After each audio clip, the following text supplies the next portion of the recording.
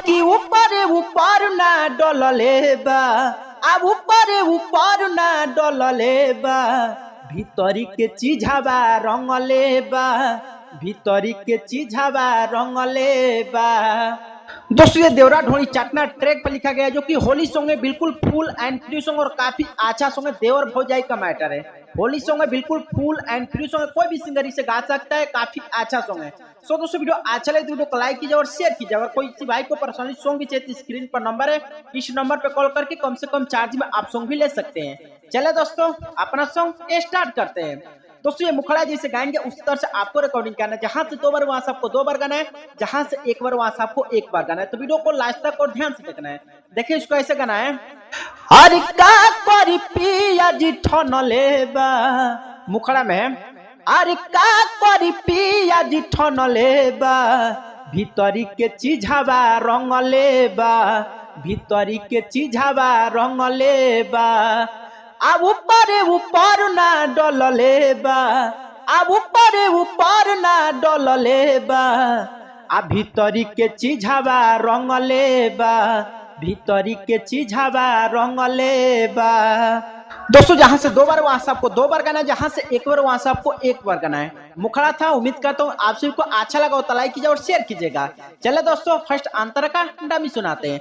दोस्तों ये फर्स्ट अंतर इसे भी काफी अच्छा से रिकॉर्डिंग करना है, जहां से 2 बार वहां से आपको 2 बार गाना, जहां से 1 बार है वहां से आपको 1 बार गाना है। तो वीडियो को लास्ट तक और ध्यान से देखना है। देखिए इसको ऐसे गाना है, हाँ देखी के अलोता आ रंगले बखोता, बानी हम मजबूर हो, तोहरा ना हमारो बाट फिक्रिया, एही से रहे दूर हो, एही से रहे दूर हो, आ देखी के अलोता आ रंगले बखोता, बानी हम मजबूर हो, तोहरा ना हमारो बाट फिक्रिया, एही से रहे दूर हो, हमारे के में हरी मन लेबा, हमारे के में हरी मन लेबा, भीतरी से रंगवा, भीतरी के चीजवा रंग लेबा,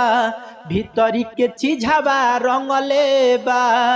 दोस्तों ये भी जहां से 2 बार वहां से आपको 2 बार गाना, जहां से 1 बार वहां से आपको 1 बार गाना है। उम्मीद है आप सभी को फर्स्ट अंतर भी अच्छा लगा तो लाइक कीजिए और शेयर कीजिएगा। चले दोस्तों लास्ट अंतर का डमी सुनाते हैं। दोस्तों ये लास्ट अंतर इसी में आपको सिंगर का, राइटर का, जो भी अपने दोस्त का, किसी का भी नाम डाल करके कोई भी सिंगर इसे गा सकते हैं, बिल्कुल फुल एंड फ्री सॉन्ग है। सो दोस्तों देखिए इसको ऐसे गाना है, हरा सुरीला आ सोनू के धनवा, अलगत छोड़ी सधा के, आई बजे घरे ना हमारो सजानवा, आ राखिली में हर बना के।